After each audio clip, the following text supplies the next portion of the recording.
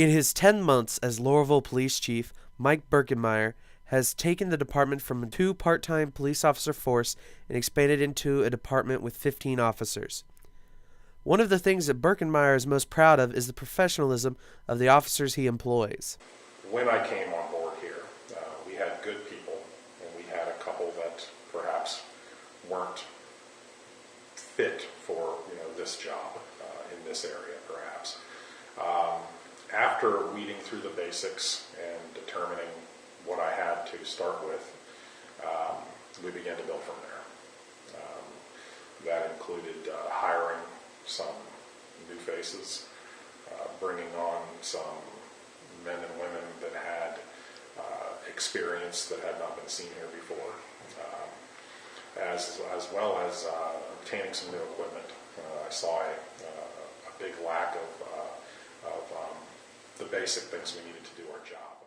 Officer Eric Schultz noted the changes that he has seen in the police department since Birkenmeyer has taken over.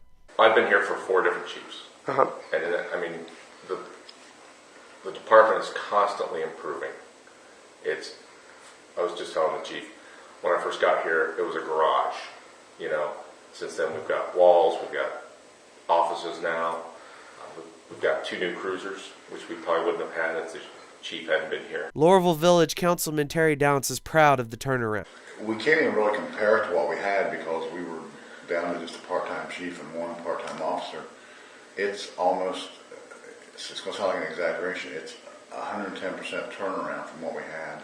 With more officers and more equipment to do their job, the police department has been receiving complaints that people think they are just setting up a speed trap. However, Birkenmeyer says this is only because traffic is the most visible part of the job. We have had some local residents who have expressed concern about whether we're spending too much time on that end of our job and not spending enough time on the other things that are, we'll say, behind the scenes, so to speak, or not as visible. For example, drugs or personal situations, domestic violence, things of that nature. You see, they're pleased with us. They understand that we're a small department. We have limited resources. It's a case like most departments doing more with less. As a representative of the village, Downs says that a community is judged by the police and fire departments. I think you have to judge your community by your police department and your fire department.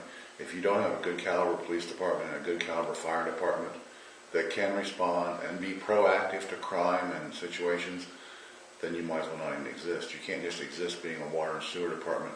You have to be able to provide good police protection for your residents. And we're doing it very effectively at very low cost.